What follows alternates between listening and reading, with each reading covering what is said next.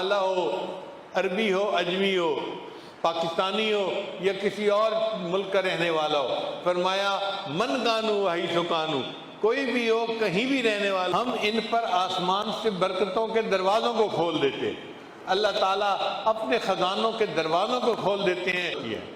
حضرت زید بن حارثہ رضی اللہ عنہ ایک صحابی تھے، وہ ایک مرتبہ مکہ مکرمہ سے مدینہ جا رہے تھے، فرماتے ہیں کہ میں اکیلا تھا اور تھک گیا تھا، تو میں نے ایک خچر والے کو کہا کہ مجھے میری منزل تک پہنچا دو۔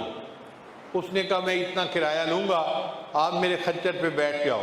میں بیٹھ گیا، مجھے راستے کا پتہ نہیں تھا، وہ مجھے راستے سے لے جاتا ایک ایسی جگہ لے کر پہنچا کہ جہاں بہت سارے انسانوں کی لاشیں، ان کی ہڈیاں پڑی ہوئی تھیں، کھوپڑیاں پڑی ہوئی تھیں۔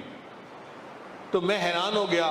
اس وقت اس نے خنجر نکالا اور کہا کہ دیکھ تم جو ہے نا وہ جو کچھ ہے مجھے دے دو، میں ڈاکو ہوں اور میں اس طریقے سے لوگوں کو لوٹا کرتا ہوں۔ انہوں نے کہا کہ بھائی تمہیں مال پیسہ چاہیے تو میں دے دیتا ہوں، تم مجھے قتل کیوں کرتے ہو؟ اس نے کہا کہ نہیں، میں تمہارا نام و نشان مٹاؤں گا، میں تمہیں زندہ نہیں رہنے دوں گا۔ تو حضرت زید بن حارثہ صلی اللہ علیہ وسلم نے فرمایا اچھا اگر آپ اپنا کام کرنا ہی چاہتے ہیں تو آپ مجھے 2 رکعت نفل پڑھنے کا موقع دے دیں۔ اس نے کہا تم سے پہلے والے بھی مجھے یہی کہتے تھے کہ 2 رکعت نفل پڑھ دو، نفل پڑھے، میں نے ان کو قتل کر دیا، یہ دیکھو کھوپڑیاں پڑی ہوئی ہیں، کسی کے نفل اس کے کام نہیں آئے۔ یہ کہہ کے اس نے اپنا خنجر سنبھالا کہ حضرت زید رضی اللہ عنہ پر حملہ کرے۔ جب اس نے خنجر سنبھالا ایک زوردار آواز آئی لا تقتلہ، اس کو قتل مت کرو۔ وہ سہم گیا، گھبرا گیا کہ یہ آواز کہاں سے آئی۔ تھوڑی دیر بعد سنبھلا اور پھر اس نے خنجر مارنے کی نیت کی تو آواز اس سے زیادہ زوردار آئی لا تقتلہ، وہ اور سہم گیا، گھبرا گیا۔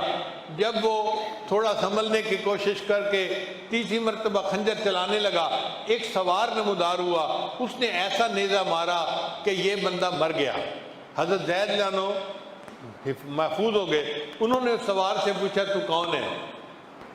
اس سوار نے کہا کہ میں ایک فرشتہ ہوں، اور جو بندہ یا ارحم الراحمین کہہ کے اللہ کو پکارتا ہے اللہ مجھے اس کی مدد کے لیے بھیج دیتا ہے۔ جب آپ نے پہلی مرتبہ دعا مانگی یا ارحم الراحمین، میں اس وقت آسمانوں پر تھا، مجھے حکم ہوا جاؤ میرے بندے کی حفاظت کرو۔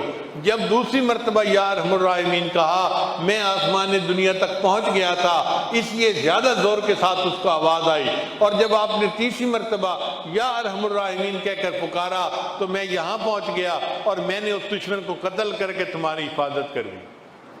یوں اللہ تعالیٰ اپنے بندے کی حفاظت